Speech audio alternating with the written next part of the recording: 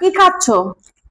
যেখানে যাই সেখানেই তো খাবার নিয়ে বসে পড়ো। আমার অনেক খিদা লাগছে, খোদার কসম আমি 4টার দিকে উঠছি, শুধু নাস্তা করছি। এরকম ভালো বউ পাইছো দেখা 3টা বাজে ঘুম থেকে উঠে পরোটা রুটি বানায় নিজের হাতে একদম সে দিলাম, নাস্তা করে নিয়ে আসছি। আবার সে খাবে কি ভুনা খিচুড়ি, ওগুলো ব্যবস্থা করে নিয়ে আসছি। আর কেমন বউ চাও? তুমি তো আমার লক্ষ্মী বউ, এটা 1000% সত্যি কথা। গাইস, আমার জীবনে আমি কি ভালো কাজ করছি, আমার একটা ভালো লাইফ পার্টনার পাইছি।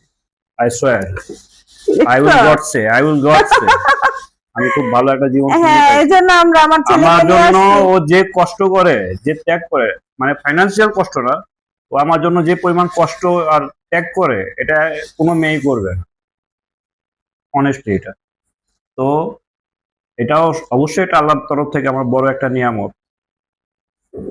Thank you.